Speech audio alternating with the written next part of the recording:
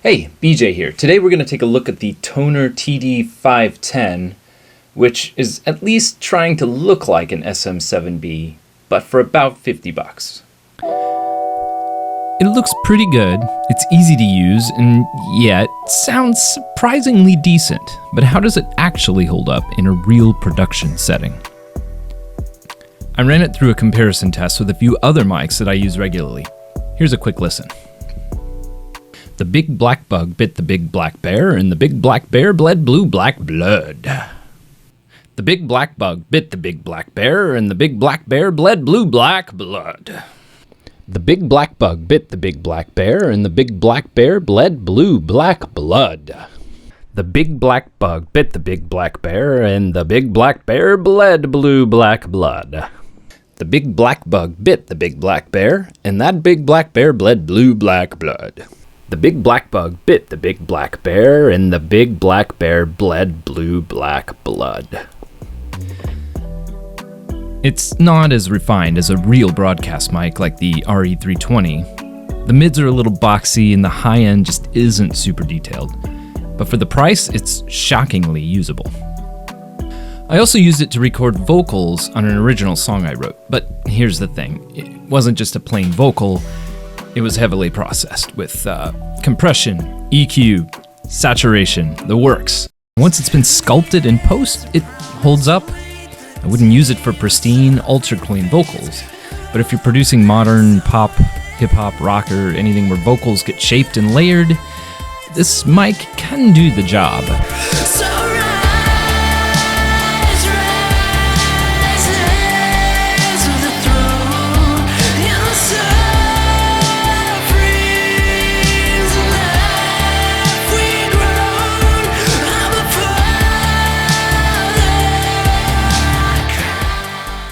Now, to be clear, higher-end mics like the SM7 or the AEA that I use at the studio a lot were designed to avoid all that processing, to get it right at the source.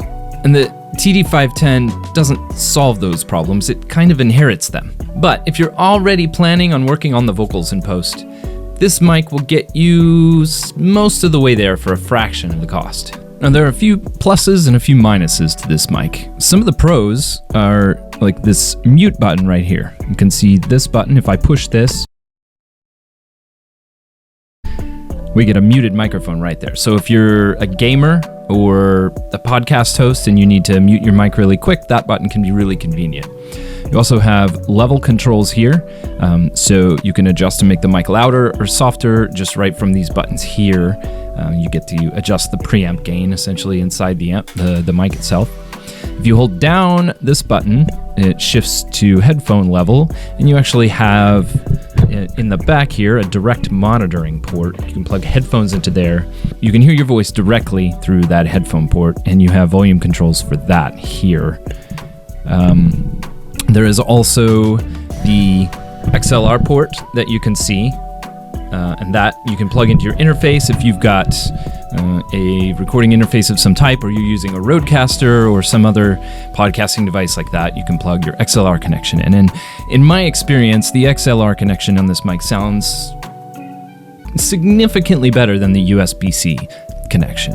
Other problems with this mic, if I take this off, we can see it has the same shape as the SM7 underneath the windscreen.